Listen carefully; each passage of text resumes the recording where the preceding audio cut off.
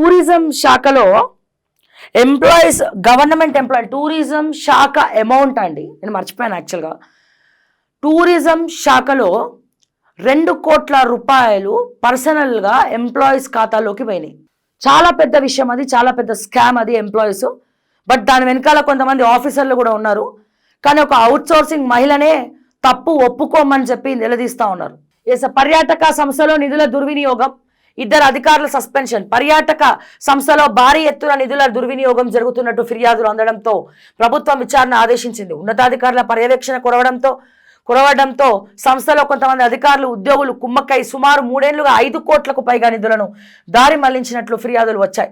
సంస్థలోని ఫైనాన్స్ విభాగంలో పనిచేస్తున్న అధికారుల సహకారంతో ఓ అవుట్సోర్సింగ్ ఉద్యోగి తన వ్యక్తిగత ఖాతాకు సుమారు 1.25 కోట్లకు పైగా సంస్థ నిధులను మళ్లించినట్టు, ఇతర విభాగాల్లో కూడా పెద్ద మొత్తంలో నిధులు దుర్వినియోగమైనట్లు అధికారుల ప్రాథమిక విచారణలో స్పష్టమైంది.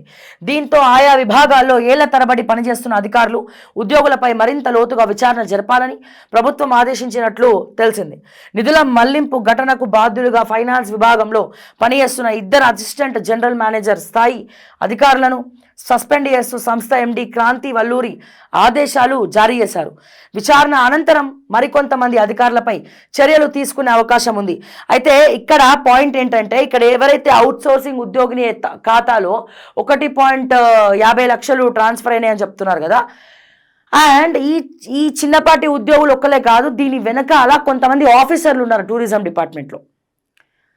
కానీ నేను అడుగుతా ఉన్నాను, కానీ ఇక్కడ అమ్మాయి ఒక్కదాన్ని కూర్చోబెట్టి రౌండప్ చేసి ఒక క్యాబిన్లోకి తీసుకెళ్ళి తనని బ్లాక్మెయిల్ చేస్తూ నువ్వు ఖచ్చితంగా ఇది ఒప్పుకోవాలి, నువ్వే ఒప్పుకోవాలని చెప్పి తప్పు చేసిన వాళ్ళను కాపాడడానికి కూడా తన ఒక్కదాని మీద నింద వేసే ప్రయత్నం చేస్తున్నారు.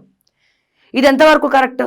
సో ఈ విషయాలు కూడా మనం అతి త్వరలో, అంటే రేపు నేను క్లియర్గా ఇంకా లోతుగా పరిశీలించి ఈ విషయాలు కూడా తెలంగాణ ప్రజల దృష్టికి, ప్రభుత్వం దృష్టికి నేను తీసుకొస్తా ఉన్నాను.